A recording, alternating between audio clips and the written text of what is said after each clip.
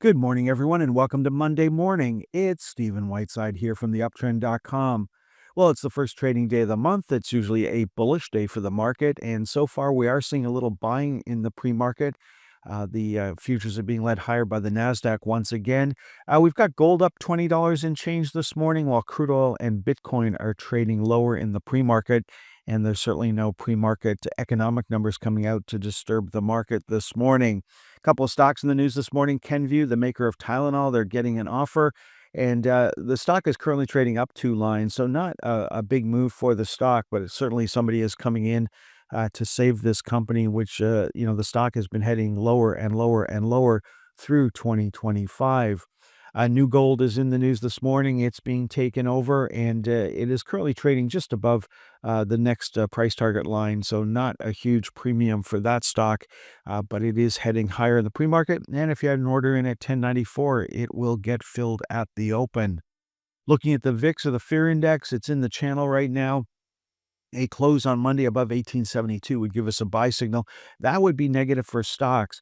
Now, the pros and the public are intertwined at the moment, and the pros are in control. So you can see that they're really not giving up at the moment. The options traders are still spooked and still concerned about the health of the stock market. We are in a range right now between 1563 and 1875, looking for a breakout of that range. Moving on to the world of commodities, and let's start off with the hard stuff. We've got copper on a buy signal right now. Copper miners are on a buy signal as well. The price of gold came down over the past 2 weeks, and here we are still on a sell signal, and gold stocks are still on a sell signal on both sides of the border.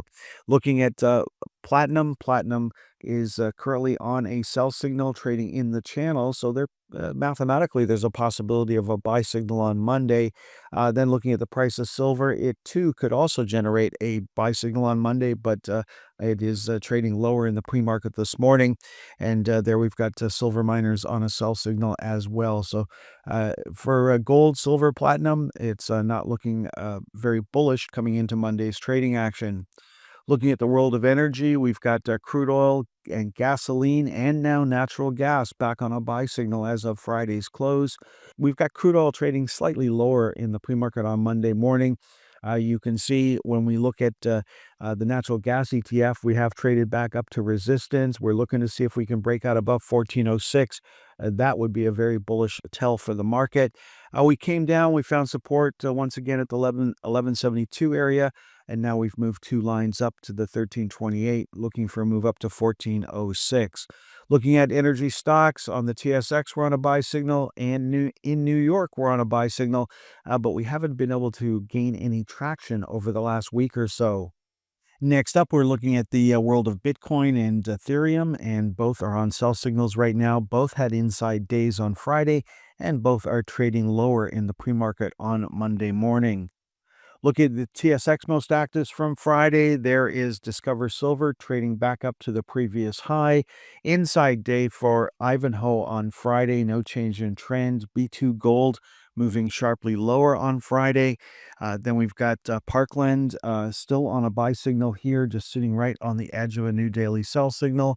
Synovus, no change there, still on a sell signal. Then looking at Capstone, we're still on a buy signal here, no change.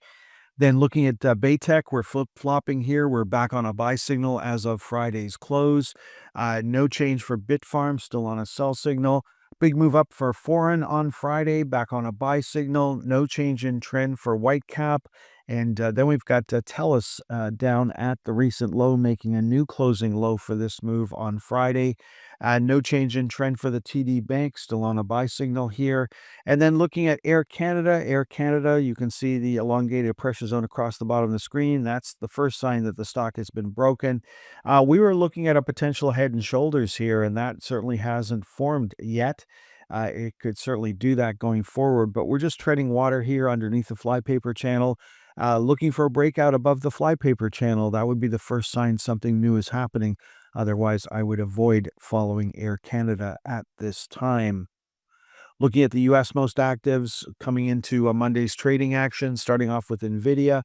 NVIDIA reversing on Friday, closing slightly lower on the day. No major change there. Amazon, which was in the news in the pre-market on Friday morning, moved right up to the 250 level. High of the day was $250.50. And we opened right at the high on Friday. Then looking at Pfizer, no change in trend there, still on a sell signal, no change in trend for Open Door. Then B2 Gold, similar move that we saw in the TSX, no change in trend for Plug Power, no change in trend for Nokia, been down the last 4 days in a row. Then looking at AT&T, no change there. No change for Denison Mines, still on a buy signal here. No change in trend for Apple, making a new high on Friday, trying to get to $281.25. And no joy for Meta, and Meta gapped lower on Thursday, and then we saw fall through to the downside on Friday. Then looking at Palantir, new high for Palantir on Friday. Stuck at the $200 range here, looking for a move up to 212.50 if Palantir is going to continue to move higher from here. Okay, folks, that is all for this morning's presentation. So far, it looks like we are going to see a little buying at the open on Monday morning. Have a great day. Next time you'll hear my voice is on Tuesday morning. Thanks for tuning in until the very end of today's stock market timing educational video. If you found the content valuable, don't forget to express your support by hitting the like button, leave a comment, sharing with your friends, and subscribing to our channel for more insightful updates.